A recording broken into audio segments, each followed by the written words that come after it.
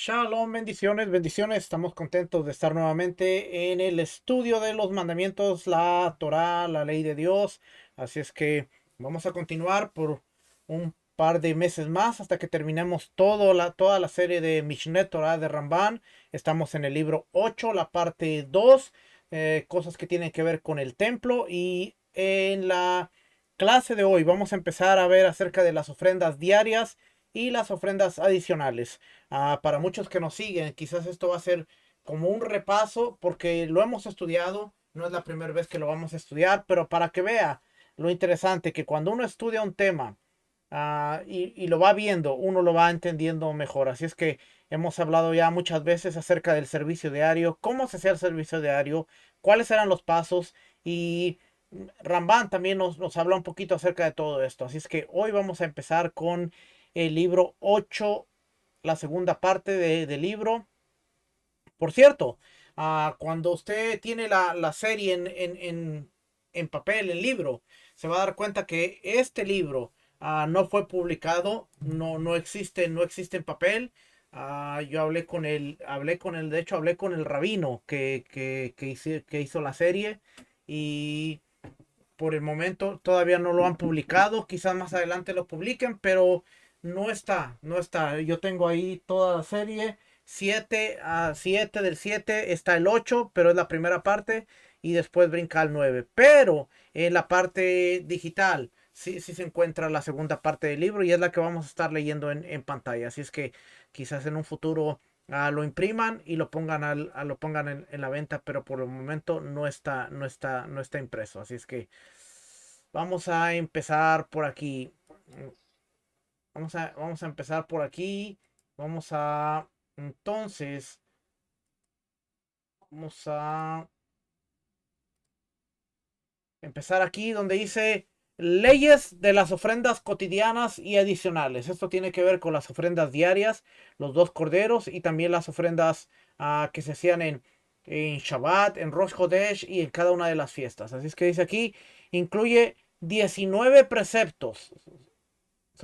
Son 19 mandamientos, 18 mandamientos positivos y uno negativo, que son, uno, ofrendar dos corderos por día como ofrenda olá, holocausto. Esto se encuentra en Levítico, se encuentra en Números también. Dos, encender diariamente fuego sobre el altar. Tres, no apagar el fuego del altar. Cuatro, quitar las cenizas diariamente. Cinco, quemar inciensos todos los días. Seis, encender las luminarias del candelabro en el gran templo diariamente, la menorá. Siete, que el sacerdote principal, ¿okay? Que el sacerdote principal ofrende una ofrenda de cereal llamada diariamente, llamada los Javitim. Hace 2 semanas vimos acerca de estos panes del sumo sacerdote que se ofrecían diariamente. 8. Ofrendar dos corderos adicionales en Shabbat como olá, en holocausto. Eso quiere decir que si nosotros empezamos a leer esto, nos vamos a dar cuenta que en Shabbat se tenían que ofrecer dos corderos, uno en la mañana, uno en la tarde, y dos corderos extra, o sea que eran 4 animales en Shabbat. Y en Rosh Hodesh también se ofrecían animales. Eso quiere decir que si en un sábado, en un Shabbat, era Rosh Hodesh, se tenían que ofrecer los dos corderos diarios, los dos corderos de Shabbat y los corderos de Rosh Hodesh. O sea que era un montón de animales, pero todo tenía que ver conforme al mandato que Dios había dado. Dice por aquí, la ofrenda, elaborar el pan de la presencia, el pan que se cambiaba cada semana. 10. La ofrenda adicional de los Rosh Hodesh, comienzo del mes. 11. La ofrenda adicional de Pesach. 12. Ofrendar el Omer del mecimiento. El Omer era una ofrenda de cebada que se ofrendaba el segundo día de Pesach. 13. Que todo hombre cuente 7 semanas desde la ofrenda del Omer. Ahí es lo que nosotros hacemos cada año, el conteo del Omer. 14. La ofrenda adicional de Shavuot.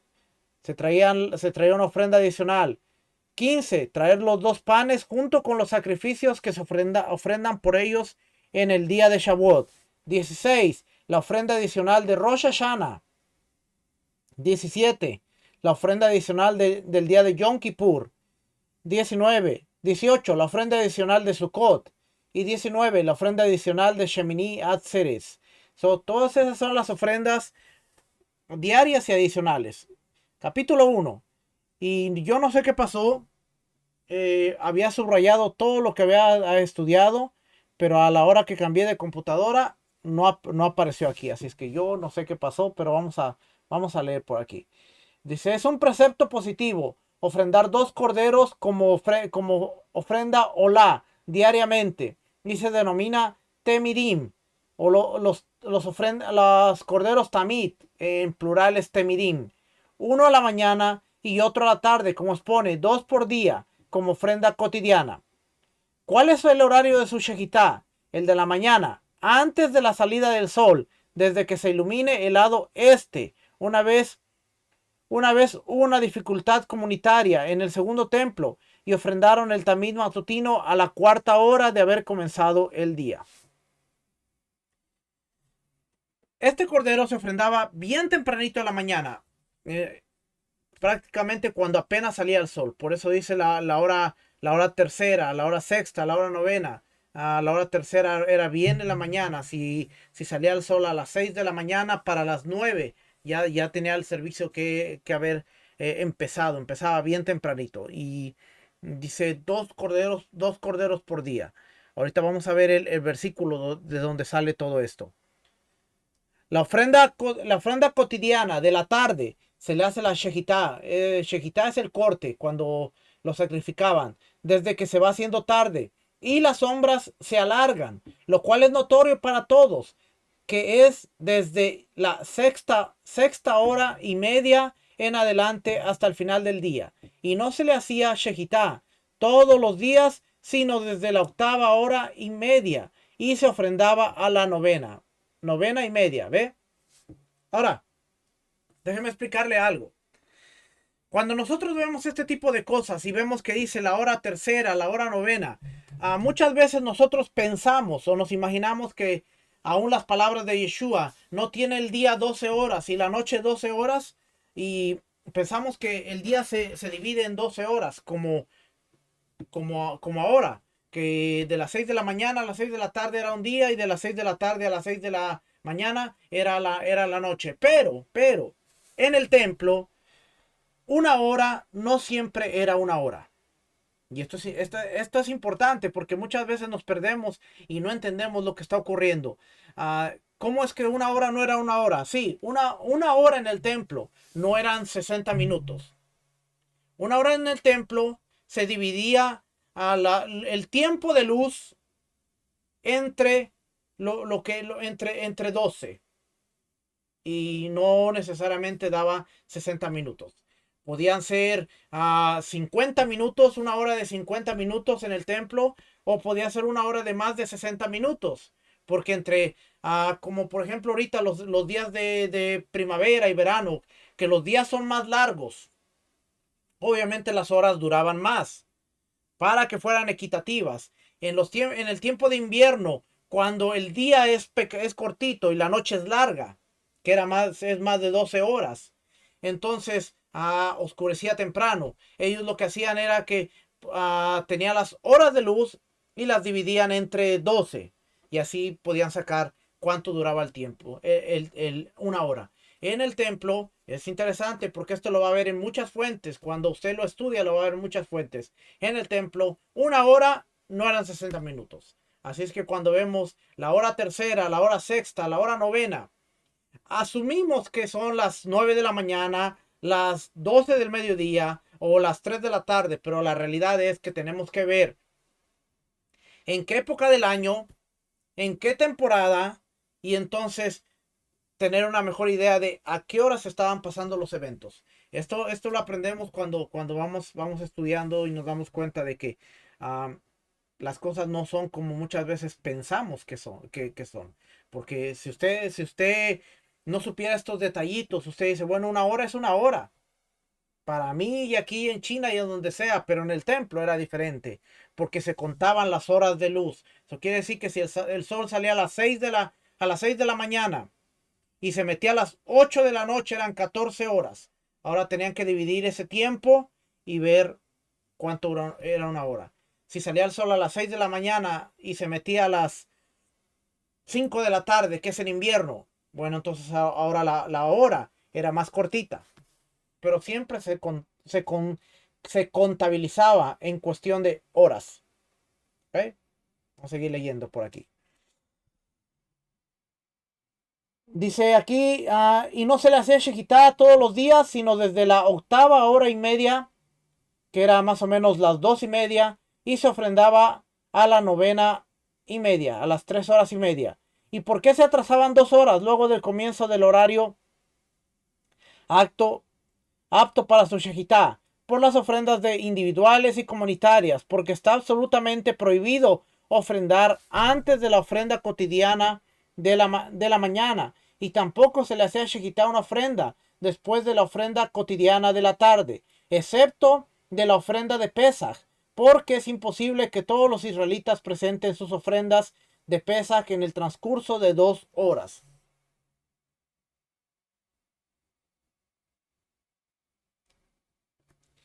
Los corderos eran como los marcadores, entre los cuales entre cada uno de esos corderos se podía hacer las ofrendas. Eso quiere decir que cuando ellos sacrificaban el cordero de las 9 de la mañana, inmediatamente los sacerdotes empezaban a trabajar y empezaban a recibir todas las ofrendas que fueran individuales o comunitarias, como ya lo hemos estudiado, y todo lo hacían durante el transcurso del día. Cuando ellos traían el último cordero, quiere decir que nadie más podía traer una ofrenda. No se aceptaba ni una ofrenda más hasta que no fuera Pesaj. En el tiempo de Pesaj, ellos movían la ofrenda de la tarde, la movían a que se hiciera un poquito más temprano, porque después de esa ofrenda, entonces ellos podían empezar a sacrificar los corderos de Pesaj.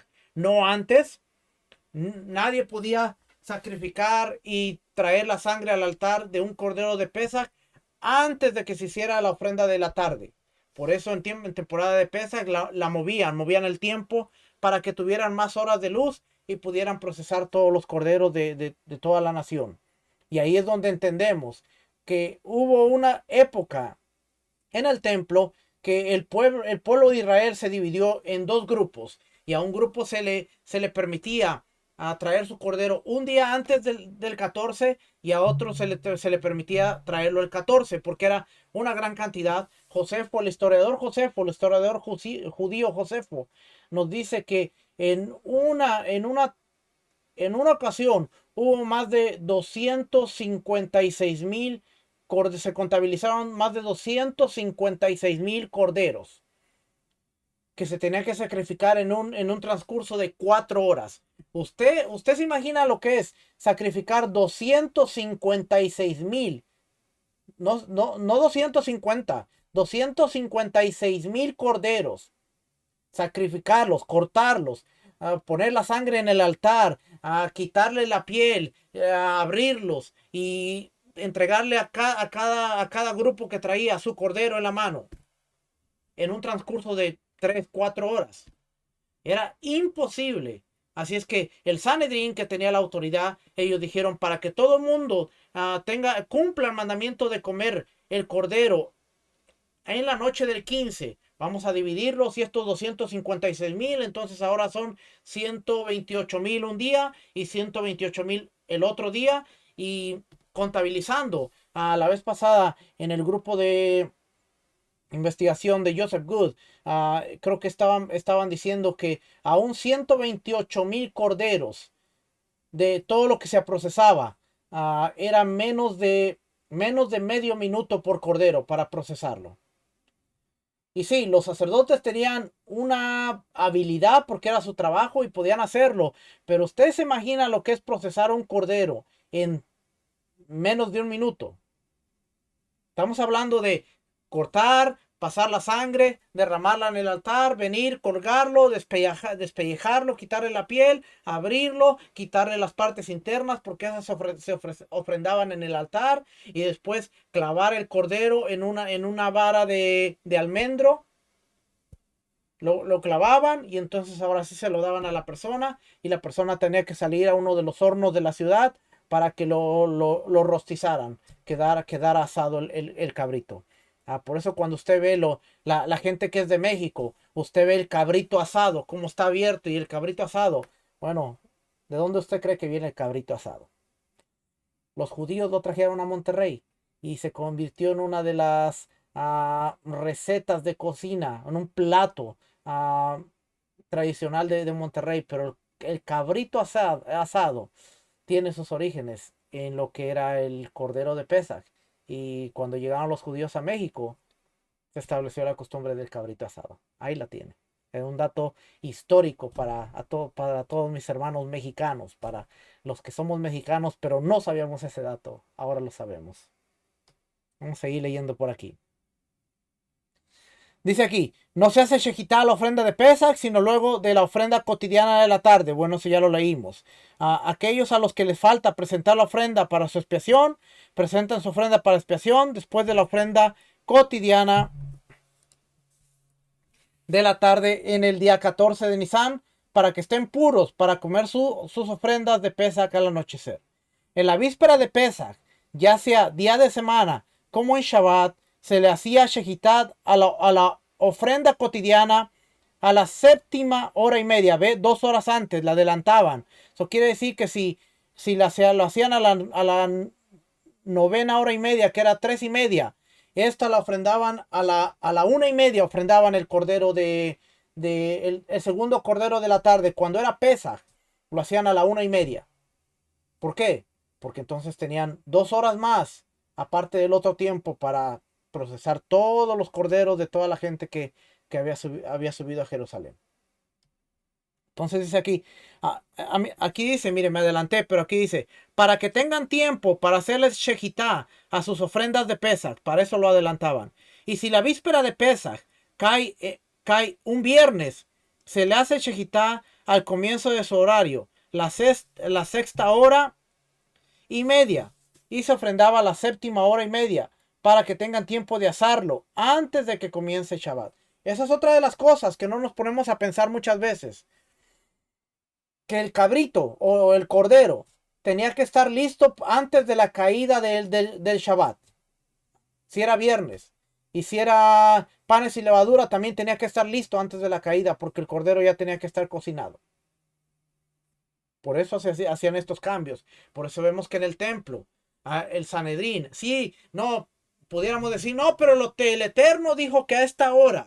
Pero ahí es donde vemos la importancia de el cuerpo legislativo, que ante las circunstancias de la vida y ante los imprevistos que se iban viendo, cómo el pueblo iba caminando, creciendo y eran más gente y todo, ellos tenían que tomar decisiones para que los mandamientos se cumplieran y ellos pudieran seguir adelante con las instrucciones del Eterno. No estaban manipulando las cosas a su voluntad, se estaban asegurando que la Torah y la palabra que Dios había dado se llevara a cabo de la mejor manera y como Dios había dicho. Eso es algo que muchas veces no entendemos, porque cuando no entendemos cuál era el trabajo del Sanedrín en cuanto a la Torá y a la observancia de la Torá, podemos inventar y podemos hablar un montón de cosas, pero cuando entendemos el rol, la función y el propósito del Sanedrín, ahora entendemos, lo movían por esto, y ellos hacían este movimiento para cumplir esto, y ellos dividieron los grupos en dos para que se cumpliera el mandamiento de que nadie, absolutamente nadie comiera el cabrito después del 15, sino que para el 15 ya un grupo lo había comido antes y el otro grupo lo estaba comiendo. Y para el 15 todo Israel había cumplido el mandamiento. Y eso es interesante. Cuando lo estamos viendo de esta manera, lo estamos viendo y podemos entender por qué Yeshua pudo haber cumplido perfectamente un ceder de Pesach, haber estado en el grupo que sacrificaba su cordero el 13 y lo comía al caer el sol en la noche del 14. Y al siguiente día es cuando él está en juicio, va al madero y pasa todo esto, mientras el segundo grupo está trayendo su cordero, lo está sacrificando y esa noche ellos lo van a comer, pero ya Yeshua cumplió el mandamiento y ahora está en la tumba. Y no pasa nada. Yeshua cumpliendo el mandamiento perfectamente. ¿Por qué? Porque el cuerpo legislativo así se lo permitía. Y así lo entendemos y lo estamos leyendo aquí cómo se hacían los diferentes cambios. Vamos a seguir leyendo aquí A pesar de que no se hace shejitá, ninguna ofrenda, luego de la ofrenda cotidiana de la tarde, se quema todo aquello que es apto para quemar durante todo el día y se queman los miembros de la ofrenda y los órganos internos hasta la medianoche, como hemos explicado en el procedimiento de las ofrendas. Y los miembros y órganos que no se consumieron, ya sea de la ofrenda cotidiana como de las otras ofrendas, se les puede dar vuelta durante la noche hasta la mañana, como expone toda la noche hasta la mañana. Ya lo estudiamos y ya lo vimos, que después de que se sacrificaba el cordero de la tarde, el templo se cerraba y ya no pasaba nada, pero toda la grasa y todo lo que quedaba, las partes del animal, siempre se quedaban en el altar y eso se quedaba ardiendo toda la noche hasta el siguiente día que se le hacía mantenimiento, sacaban las cenizas y se hacía todo el procedimiento, pero eso se quedaba prendido toda la noche. De ahí viene también la conexión con la última oración, que muchas veces la gente dice, bueno, ok, la oración de la mañana tiene que ver con el cordero de la mañana, la oración minjá de la tarde tiene que ver con el cordero de la tarde, pero la oración de la noche que hacen los rabinos, que muchos dicen que es opcional, esa se lo inventaron porque no hay nada en la Biblia. Bueno, no hay nada que diga explícitamente, pero está conectada con la quema de las grasas y la quema de las partes del animal que se quemaban en toda la noche. Y por eso de ahí establecieron ellos esta oración que tiene la conexión con Jacob cuando está durmiendo y que está orando y que tiene la revelación del sueño. Así es que ah, la- nuevamente es cosa de entender por qué lo están haciendo, cuál es el propósito y de dónde viene lo que están haciendo. Y vamos a ver que tiene una conexión bíblica, tiene una conexión con el templo, pero solamente tenemos que entender por qué se está haciendo.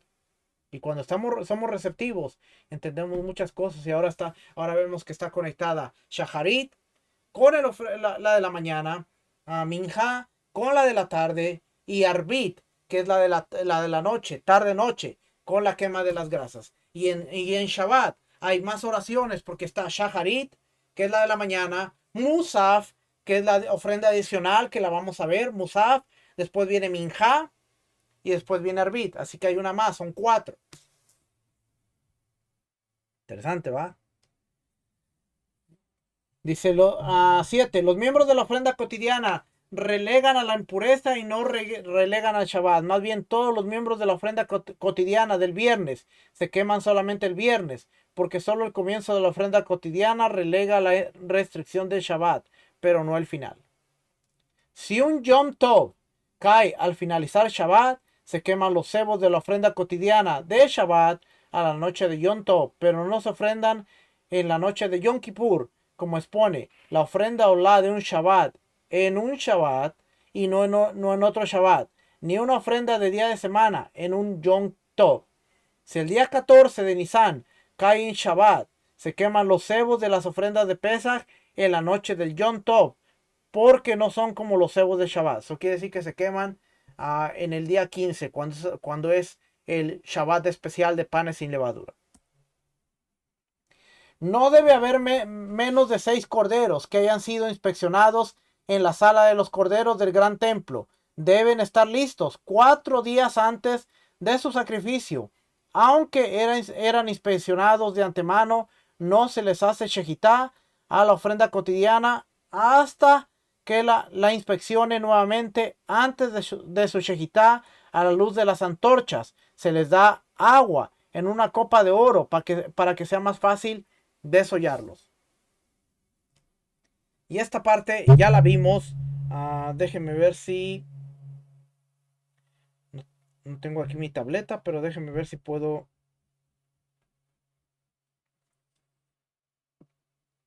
Déjenme ver si puedo conectar... Déjenme ver si puedo conectar esto de aquí.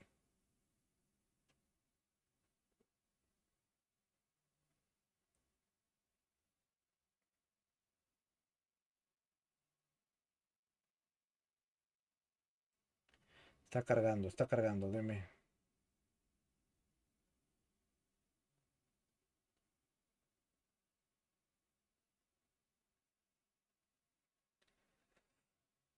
Ya hemos visto dónde se encontraban las ovejas, que para los sacrificios.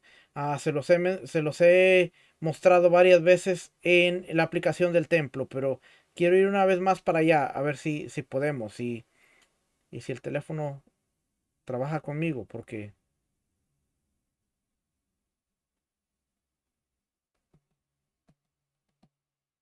no quiere trabajar. Ok, seguimos leyendo, ya si ahorita trabaja, lo llevo para allá entonces. El procedimiento de la ofrenda cotidiana de la tarde es como el de la mañana, y todo es de acuerdo al procedimiento de la ofrenda olá que escribimos en las leyes del procedimiento de las ofrendas. Son los videos que hemos visto los últimos 3 4 semanas. No se ataba el cordero para la shejitá, para no copiar a los herejes, sino que con las manos se sostienen sus patas, así se lo sostenía, su cabeza hacia el sur, su rostro hacia el oeste. La ofrenda cotidiana de la mañana era degollada en la esquina noroeste del matadero, en la segunda argolla, y el de la tarde en la esquina noroeste, en la segunda argolla, para que esté frente al sol. Por tradición oral, se le debe hacer shahitá ante el sol.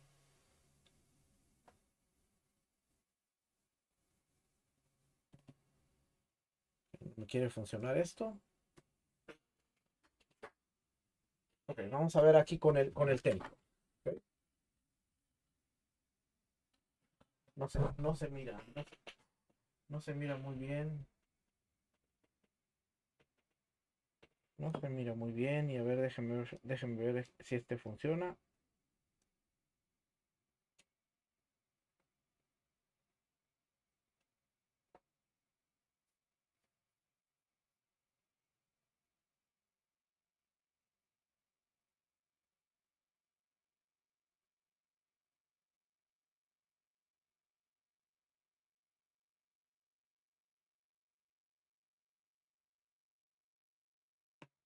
Ni uno ni otro. Nada quiere funcionar.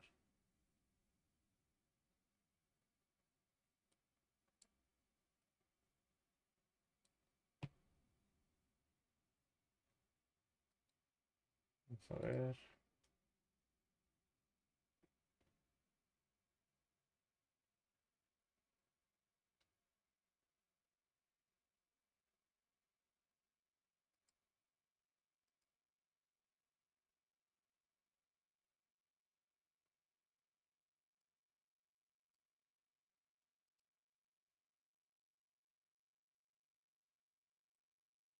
A ver si esto funciona.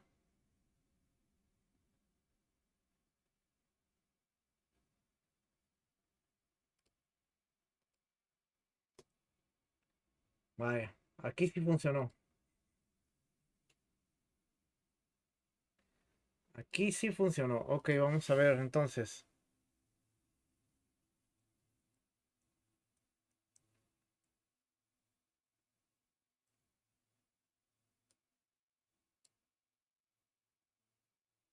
Entonces, el procedimiento que acabamos de describir. Vamos a ver primero. No tengo experiencia manejando esto, así es que es mejor en el iPad.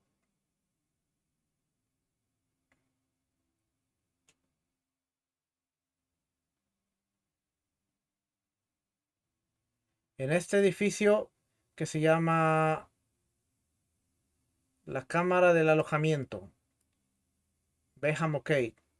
Si nosotros entramos por esta puerta, nos vamos a dar cuenta de que aquí están los corrales, como ya los hemos visto. En la Mishnah, en el Tratado Tamid 3.3 dice, les dijo, salgan y traigan un cordero de la cámara de los corderos. Y la cámara de los corderos estaba en la esquina noroeste. Y había 4 cámaras ahí. Una era la cámara de los corderos, una era la cámara de las fichas y una era la cámara del Beit Hamokeit. Y una era la cámara de los, donde harían los Japanín Lehem, los panes de la presencia. So, aquí tenían los corrales y aquí tenían los hasta 6 corderos. Tamit 1.3. Esta es otra cosa. Entonces aquí tenían hasta 6 corderos Acuérdense, dice, tenían que estar listos 4 días antes del sacrificio. So, siempre tenían 6 corderos aquí listos. Traían el, traían el cordero, sacaban el cordero y si dejo de chocar, estaría mejor, ¿va?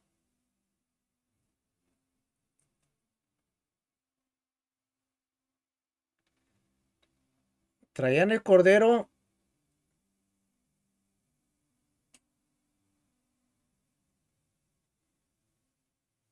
y lo tenían que subir por aquí, por esta rampa.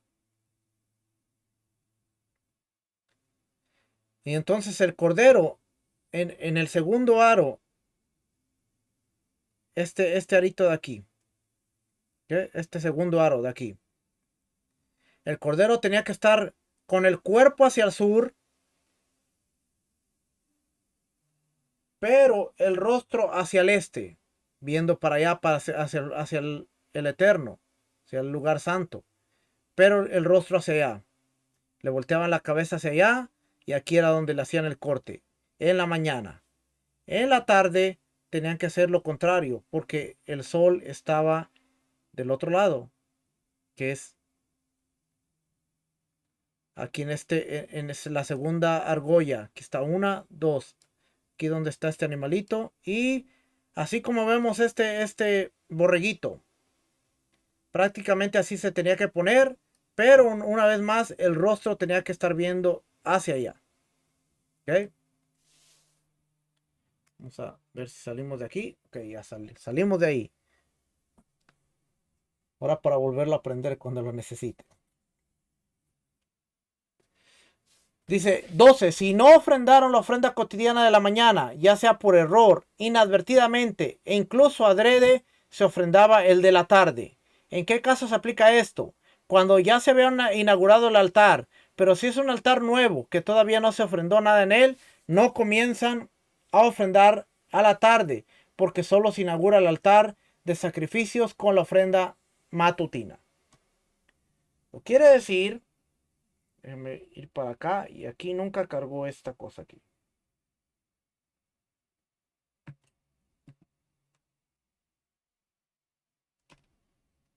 Lo quiere decir que aquí nos está diciendo que si alguna vez se les olvidó el sacrificar el cordero de la mañana, si el altar ya estaba funcionando, entonces podían hacer el de la tarde. Si lo hicieron por error, por equivocación, adrede, pero si era un altar nuevo, un altar que estaban reinaugurando, únicamente tenía que encenderse con o inaugurarse con el sacrificio de la mañana. Esto es importante porque estamos hablando de la inauguración de un altar. Prontamente, estamos esperando que prontamente se reconstruya el altar. Y entonces ahora ya entendemos, cuando el altar sea dedicado, tienen que pasar 7 días. Y cuando usted vea que se está haciendo el primer sacrificio, tendrá que ser en la mañana, porque así está establecido. Si el sacrificio pasa en la tarde, entonces entenderemos que se está haciendo de modo incorrecto y ese altar está mal lo que están haciendo, porque tiene que ser en la mañana. Así es que para cuando todo esto suceda y que mucha gente dice, pero si no hay templo, ¿por qué tenemos que estar estudiando el templo? Pero si muchos de los mandamientos que tienen que ver con el templo no se pueden cumplir, ¿para qué perdemos el tiempo estudiando? Bueno, por la misma razón de que queremos entender la profecía. ¿Para qué estamos hablando profecía? ¿Para qué estamos hablando profecía si no entendemos los pasos que tiene que llevar la profecía bíblica en el momento que se va a cumplir? Ahora, nosotros que entendemos, que sabemos que debe haber un altar, que debe haber cenizas de vaca roja, que debe haber este paso, que debe haber este paso. Cuando las cosas empiecen a suceder, usted no tiene que ser profeta para decir, esto pasó, ahora va a pasar esto. Y créame, va a llegar el momento en que usted, si el Eterno nos permite vivir estas temporadas, va a llegar el momento en que usted le va a poder decir a la gente, eso que estás viendo, eso que está pasando, ahora este es el siguiente paso. Y cuando la gente vea que si pasó el siguiente paso, entonces van a venir con usted. ¿Qué sigue? ¿Qué sigue? Dime qué sigue. Bueno, ahora viene este paso. Oh, wow. Y Dios te hablo, ¿qué pasa? No, no, es que yo entiendo qué es lo que va a pasar. ¿Me puedes explicar? ¿Me puedes decir? ¿Me puedes hablar? Y ahí es donde usted va a entender que el tiempo que para algunos, el tiempo que usted y yo estamos perdiendo en entender el templo y en entender lo que está, cómo funciona, va a ser la llave que nos va a dar acceso para entender los eventos proféticos una vez que se estén desarrollando. Porque muchos profetas de Dios no van a entender ni qué pasa, ni qué sigue, ni qué sucede, qué viene después. Y va a haber una confusión total. Mientras que los que sí hemos estado estudiando vamos a entender, no, no, tranquilo, tranquilo, mira, ya está el altar, ahora esto es lo que va a suceder, ahora lo van a dedicar por 7 días y en el octavo día, que es Shemini Atzeres, el octavo, ya es un altar dedicado, ya puede funcionar a las 9 de la mañana, hora de Jerusalén.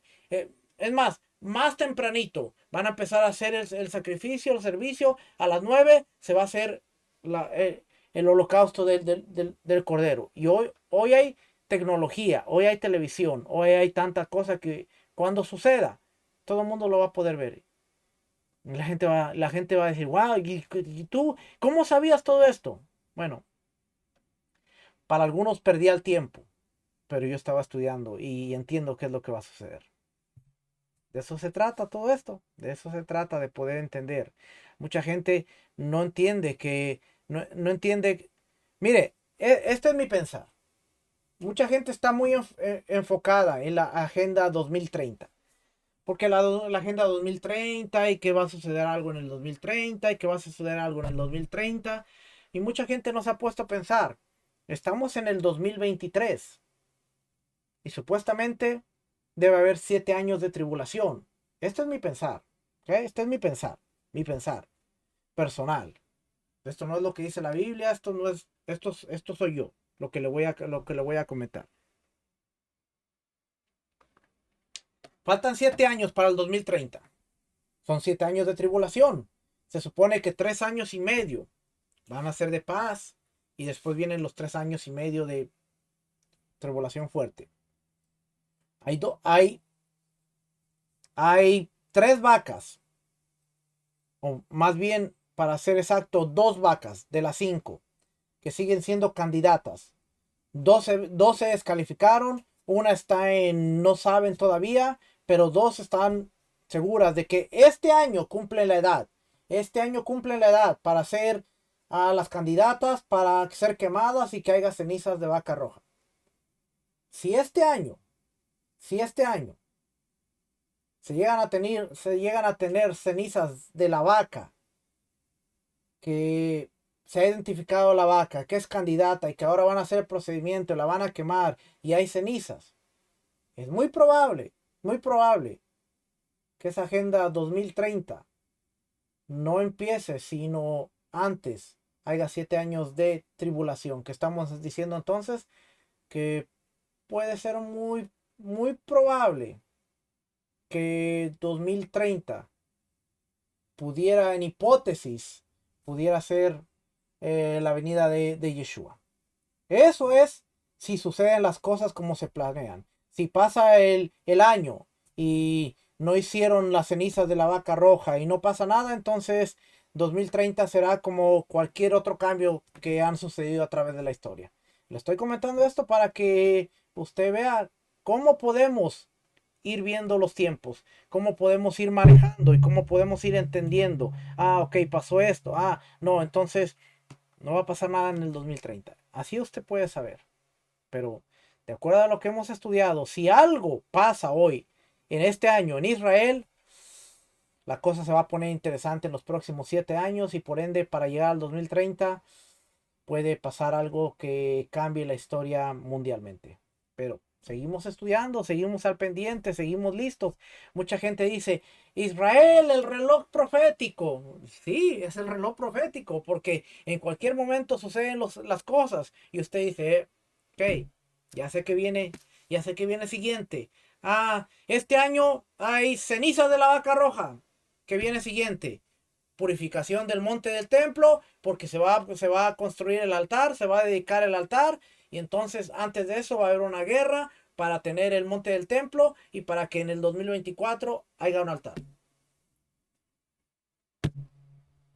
Por eso le digo, si este año usted ve que en Israel la novilla, que es una becerra, se ha convertido en vaca, tiene la edad suficiente para ser vaca y ahora la van a quemar porque pasó la calificación y la van a quemar, agárrese, abróchese el cinturón porque los años que vienen serán sumamente interesantes. Si no sucede este año, pues oiga, tenemos más tiempo para seguir analizando nuestros caminos, arrepentirnos y ser mejores personas. Pero si no hay más tiempo, tenemos que hacer una rectificación sumamente veloz y rápida para poder llegar a esos tiempos duros de la mejor manera. Déjeme continuar porque no quería espantarlo, pero para que así usted vaya midiendo las cosas como se dan. Capítulo 2. Es un precepto positivo que constantemente haya fuego encendido sobre el altar como expone. Que haya un fuego constante sobre el altar, que no se extinga. Vayikra, Levítico 6:6. Y el fuego no se apagará. Y aunque el fuego descienda del cielo, es un precepto traer fuego de lo mundano, como expone. Y los hijos de Aarón, los Coanim, deberán hacer fuego sobre el altar. Levítico 1:7. ¿Qué quiere decir esto? Que en el tabernáculo, cuando se dedicó el altar, el fuego descendió del cielo, ¿verdad? Pero cada día los hijos de Aarón tenían que acomodar la leña y tenían que volver a encender el fuego. Así es que no, en teoría no quiere decir que el fuego nunca se apagaba, sino que tenían que mantenerlo constantemente diario, una llama que se encendía todos los días.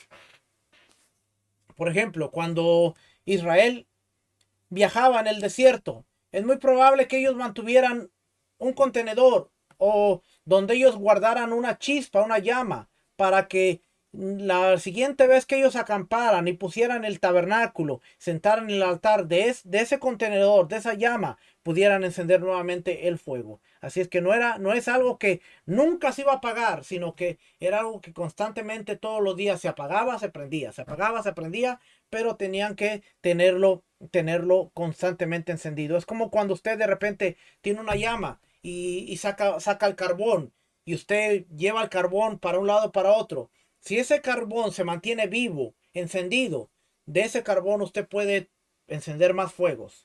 Así que es muy probable que ellos pudieran haber tomado del altar, guardado y podían haberlo transportado durante el transcurso. Cuando ponían el altar, al siguiente día acomodaban la leña, acomodaban todo, lo encendían y entonces hacían otra vez los sacrificios.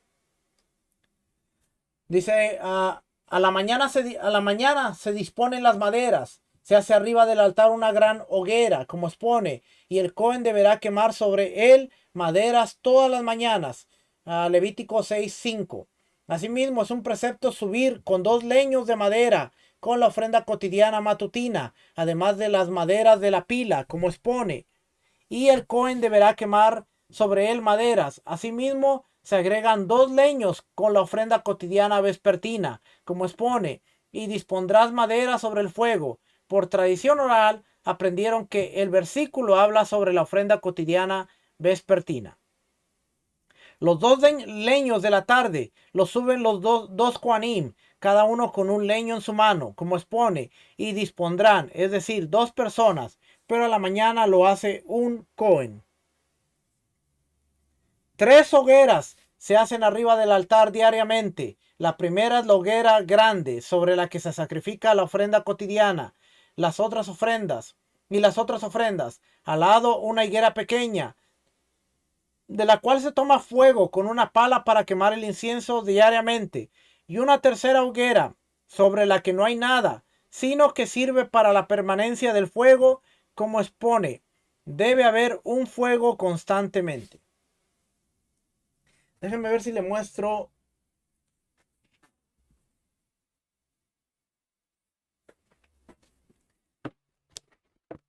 Tengo por ahí un PowerPoint con esta información, pero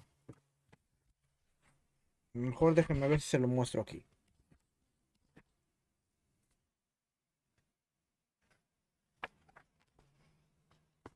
Aquí está. Esta imagen de aquí nos está diciendo, este es el sur. Y subiendo la rampa, en el lado este, está la pira grande, que era donde se quemaban las ofrendas y se quemaban todas las otras ofrendas, la ofrenda diaria y todas las otras ofrendas. En el lado oeste, este fuego que está aquí, que dice que Torés, había otro fuego que solamente se usaba para los carbones, donde se sacaba el carbón encendido para quemar el incienso en la mañana y en la tarde. Y este otro fuego que dice aquí, Esh Tamid, la llama continua, era un fuego pequeño en donde se mantenía madera quemando, o un fuego por si se apagaba la menorá. Entonces venían y tomaban fuego de aquí, de este, para encender la menorá. Únicamente este fuego para acá. En Yom Kippur se cree que había un cuarto fuego que ponían, que eran cuatro fuegos. Pero en un día normal estaba el regular, donde se quemaban las ofrendas, el de los carbones, el de Ketoretz aquí, al oeste, y la llama continua, que era aquí más al norte. Esos eran los tres fuegos. Y este del centro que se ve aquí, que era el montón de cenizas. Sacaban las cenizas en la mañana y las acomodaban ahí, y de vez en cuando ellos tomaban cenizas de ese montón y las sacaban fuera del campamento a un lugar limpio de la ciudad. Pero ese era el altar. ¿Okay? Vamos a ver por aquí.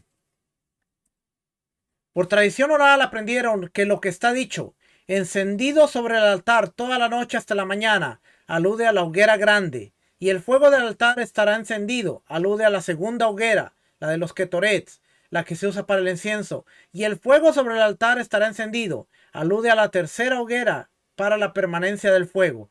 Pero los miembros y los cebos que no fueron consumidos por el fuego a la noche se los coloca al lado de la hoguera grande para quemarlos. El que extingue el fuego del altar es azotado.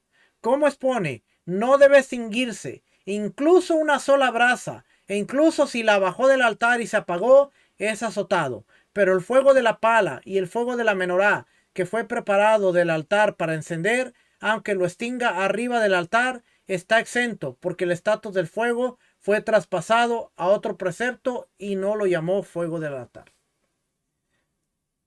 Nadie podía apagar el fuego, pero ¿qué pasa con los carbones del segundo fuego? Los sacaste y después se apagaron. ¿Recibía pena de azote? No, porque se había transportado, ¿cómo es la palabra aquí? Traspasado. Había traspasado el fuego para cumplir otro mandamiento. Así es que si estos carbones se apagaban, no había pena. Si se sacaba fuego del otro altar para ir a prender la menorá, se tenía que apagar ese fuego. Entonces solamente está hablando del fuego del altar grande, que no podía sacar la brasa, no se podía apagar. De ahí es donde viene el entendimiento de que uno no puede apagar la vela de Shabbat, porque una vez que se dedicó la vela y que es una llama para Shabbat, uno no puede ir y apagarla. Yo lo hice en varias ocasiones. Prendíamos la vela, no se acababa, yo la apagaba, pero cuando vamos aprendiendo vemos que hay un entendimiento de por qué, porque en el templo no se apagaba, era una vela, era una llama dedicada para el servicio. Así es que cuando en Shabbat nosotros venimos y la mujer prende las velas y están dedicadas a hacer un marcador para el día santo, separación, esa vela se tiene que acabar solita y no tenemos que apagarla. De ahí viene el entendimiento. Por eso cuando decimos, no, es que el judío se inventa cualquier cosa. Sí, el judío está entendiendo cómo funcionaban las cosas y ahora está tratando de guardarse lo mejor posible en cuanto a la palabra, la Torá. 7. Cuando se ordenan las maderas de la hoguera grande, la ubica en el este del altar y se debe notar que comenzó a ordenarlas del lado este. Había espacio entre las leñas y los extremos de las leñas interiores tocaba la ceniza acumulada en el centro del altar, denominado tapúa o manzana, por la forma de cúpula que tenía. So, déjenme ver si hay una foto más cerca aquí.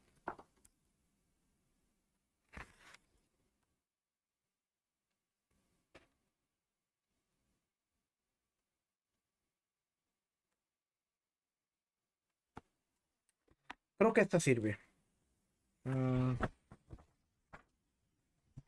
creo que esta sirve. No, no es la mejor foto, pero creo que sirve.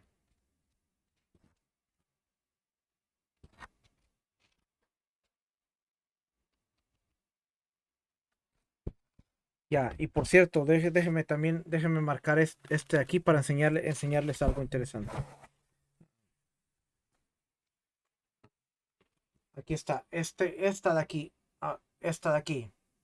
Si ve cómo está la madera, está aquí en el este y se acomodaban de manera que los leños tocaran las cenizas. Tengo que agarrar algo por aquí porque con el dedo me pierdo. Aquí. Esta era la ceniza y aquí estaban los leños. Los leños casi tocaban hasta acá. Si el altar era grandísimo, imagínense cómo era la madera y cómo la acomodaban, que tenía que tocar casi el centro. Y aquí están yendo hacia el sur, hacia el norte, hacia el este y hacia el oeste. Se acomodaban las maderas. Lo que dije que le quería enseñar era esta parte de aquí porque no sé si la marqué. Sí, la marqué. Esta parte es interesante. La vamos a ver después, pero para que la vaya viendo de una vez. Así era como se acomodaban para el sacrificio de Pesaj. Rodeaban el altar. Todos esos son sacerdotes. Rodeaban el altar y unos tenían el contenedor de plata y otro una línea de plata, esta línea de plata, esta línea de oro. Plata, oro, plata, oro, plata, oro. ¿Y qué era lo que hacían? Esta línea, como la ve aquí, había un sacerdote que estaba aquí al pie del altar.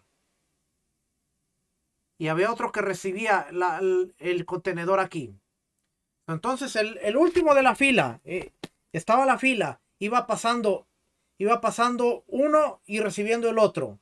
Y este que estaba lleno de sangre, lo iba pasando, recibía el vacío, y el otro lo pasaba, recibía el vacío, lo pasaba, vacío. Imagínense la rapidez. Y imagínense con el resplandor del sol, plata, oro, y se movía plata, oro, plata, oro, plata, oro, plata, oro.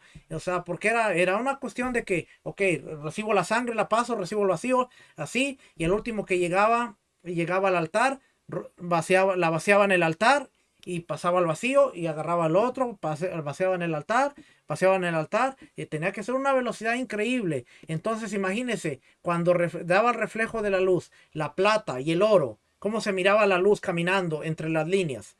Eso cuando yo lo estudié con Rico y con Joe y que me lo estaba imaginando, yo veía, si usted le pone el resplandor a la plata, el reflejo es de una forma y es muy diferente al de oro, pero imagínese la luz corriendo.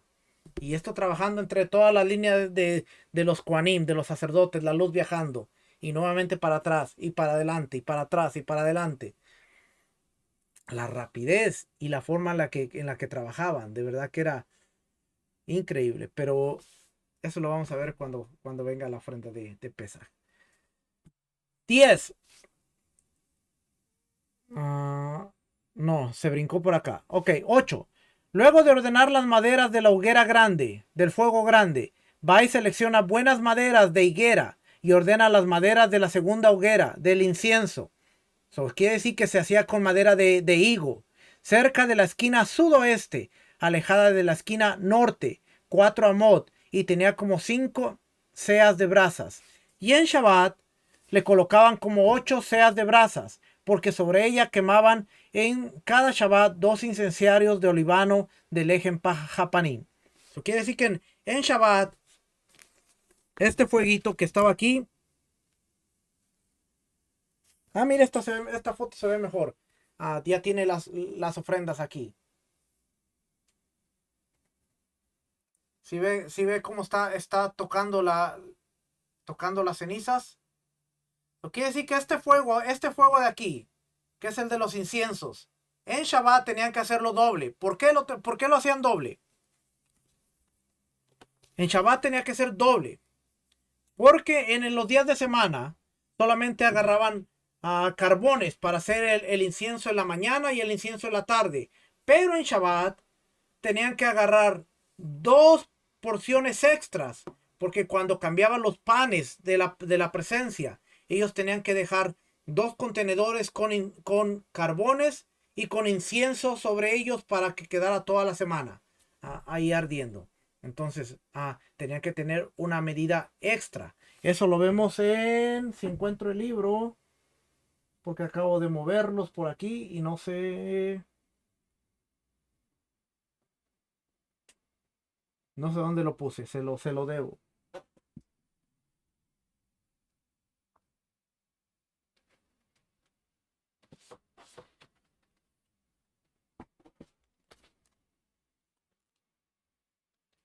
No sé si es este.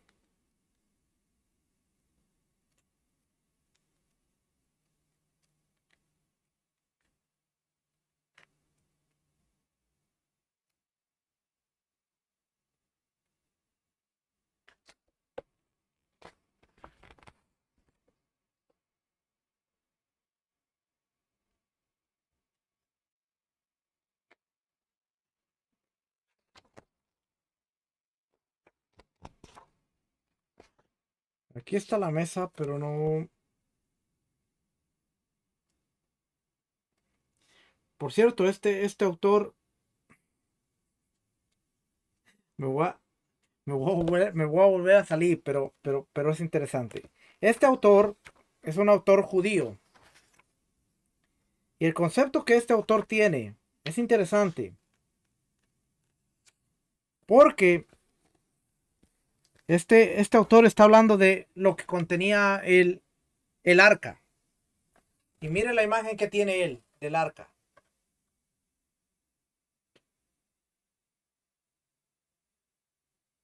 Es esta de acá. Esta de acá. O esta de acá. Las doradas son las tablas del pacto. Las azules son los pedazos de las tablas que Moisés rompió. Y el otro es el rollo del convenio. Interesante que muchas veces no nos ponemos a pensar qué pasó con las tablas que Moisés rompió. Tuvieron que haber quedado en algún lugar porque venían del cielo, eran santas. Así que este autor dice, estaban dentro del arca. Estaban las tablas rotas y también estaban las tablas nuevas. No estaba la foto que estaba buscando ahí en ese. Mm, Me hace falta una biblioteca más grande.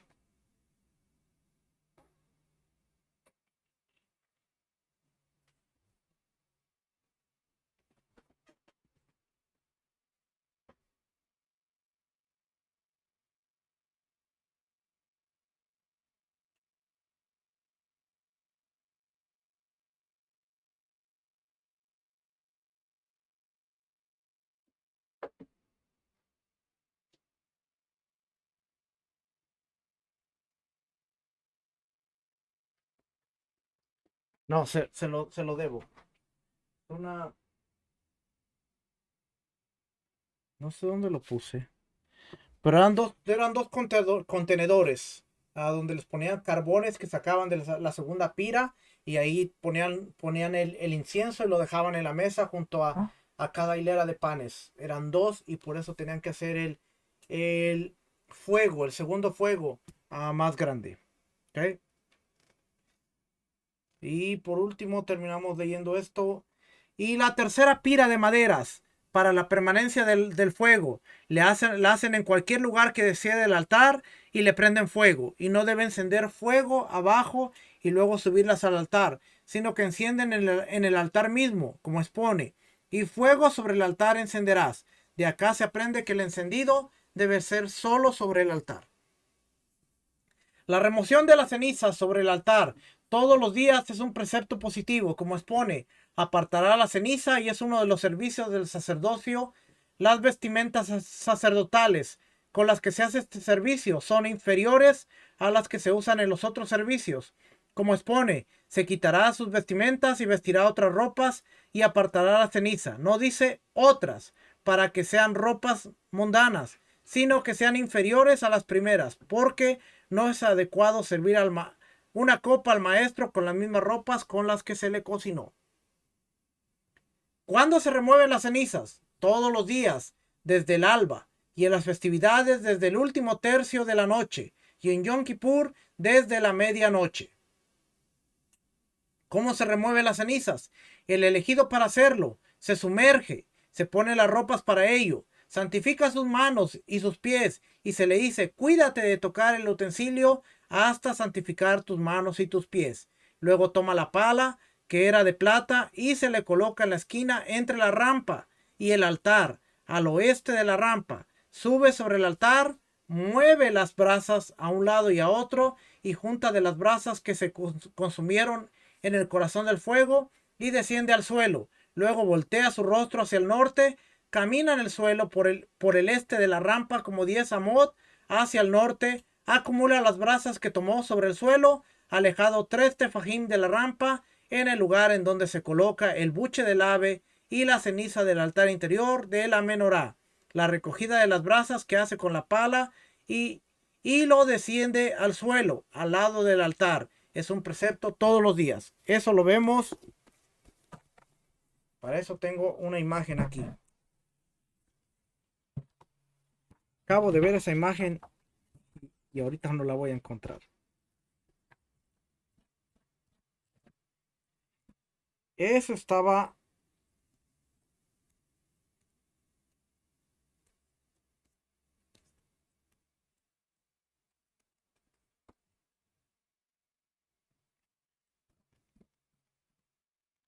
Eso estaba aquí, mire. Esta imagen de aquí. Aquí está. Es lo que le acabo de describir. Es este lugarcito de aquí. Aquí. ¿Se da cuenta de aquí? Eso quiere decir que él venía, se lavaba las manos en los pies en el kior, después subía por la rampa. Aquí estaba la pala de este lado, por aquí.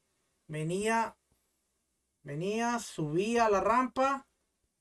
Aquí sacaba las cenizas de aquí, de este fuego de aquí. Luego volvía a bajar para la rampa y venía y las depositaba aquí en este lugar. Ahí es donde dice Terumás Hadeshen. Ahí eran las cenizas que él había sacado de ahí arriba. Solo era lo que traía con una pala. Era lo que traía, bajaba y la depositaba ahí. Y aparentemente se cree que el sol las consumía. Se desaparecían de ahí. Vamos a ver si dice por aquí. Luego que este desciende, sus hermanos los Kohanim corren y santifican sus manos y pies, rápidamente toman rastrillos y espetones y suben al altar, y todos los miembros y órganos de las ofrendas olá que no hayan sido consumidos durante la noche se los coloca a los costados del altar, y si no hay lugar en los costados se les ordena en la rampa, a la altura de la plataforma que bordea el altar. Luego rastrillean las cenizas con los rastrillos de todos los costados del altar y forman un montículo sobre el tapúa, y removían de ese montículo con un pesacter, que es un recipiente grande con capacidad para un lejet, que equivale aproximadamente a 125 litros, y se lo desciende. En las festividades no se le hacía, sino que se dejaba el montículo alto en el medio del altar porque embellece al altar. Cualquiera que desee de los Kohanim toma de la ceniza que descendieron del altar y las extrae afuera de la ciudad, a un lugar donde se arrojan las cenizas, para que esta extracción de ceniza no se hace un sorteo, sino que todo el que quiere puede hacerlo. Jamás un Cohen fue perezoso de sacar la ceniza. Algo que nos puede enseñar algo, porque aunque era un trabajo degradante, pudiera decirse, porque sacar la ceniza, yo prefiero hacer algo más importante. Para ellos era un privilegio hacer este tipo de trabajo. Hoy en día se buscan los trabajos, se buscan las posiciones, se busca en qué la gente pueda figurar. en lugar de hacer lo que tras bastidores hay muy poca gente, yo sé que la hay, yo no digo que todos, yo sé que hay muy poca gente que dice, hey, si yo puedo ayudar aquí atrás, si yo puedo ayudar cocinando, puedo ayudar haciendo esto, puedo ayudar, yo soy feliz aquí. Esa mentalidad era la que estaba en el templo. Yo quiero sacar la ceniza, te vas a ensuciar, usted sabe lo que es trabajar con carbón, con ceniza, que su ropa va a estar manchada, se va a ensuciar. Pero ellos decían, yo lo quiero hacer, yo lo quiero hacer. Nunca hubo un Cohen que fuera perezoso, sino que siempre lo hacían rápido. Ellos buscaban cómo hacerlo. Dice, y a pesar de que extraer la ceniza de la ciudad no constituye un servicio, los Kohanim defectuosos no pueden hacerlo. Y cuando se les saca a la ciudad, se les deja en un lugar donde los vientos no le soplen con fuerza, ni que las corrientes de agua la arrastren. Tampoco se la debe esparcir como expone y la colocarán. Es decir, que la apoye despacio. Está prohibido derivar beneficio de la misma ceniza. No se puede hacer otra cosa con esa ceniza. Así es que, familia, yo todavía estoy creyendo que voy a encontrar mi libro.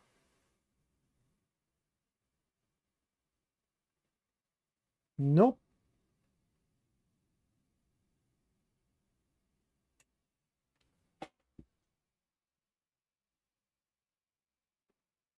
no. La próxima semana se lo enseño. Lo voy a buscar y la próxima semana le enseño a dónde estaba el incienso. Le voy a enseñar también el pesacter, que es como una olla en donde ellos ponían ceniza también para bajarla del altar. Bien interesante. Se la enseño la próxima semana. Como le dije, muchos de esos conceptos son nuevos para algunos, pero para muchos que los hemos estudiado, ya es como un repaso de entender el servicio diario, cómo se llevaba a cabo, en dónde se llevaba a cabo y entender cómo se hacía cada una de las partes del servicio. ¿Por qué? Porque cuando entendemos cómo se hacía cada una de las partes del servicio, vamos a entender mejor por qué hay una liturgia, por qué hay un libro de oraciones, por qué hay ciertas oraciones que se deben dar, hasta qué punto, en dónde vamos. Por ejemplo, ah, Salmo 150. ¿Cuántos de nosotros sabíamos que el Salmo 150 está relacionado directamente con el altar del incienso, donde se quemaba el incienso, que son las oraciones y muchas cositas? ¿Y qué hacemos? Nosotros normalmente se canta, nosotros leemos el Salmo 150 inmediatamente antes de hacer nuestra declaración del Shema y de hacer el Amidá. ¿Por qué? Porque llevan una conexión y va con una estructura.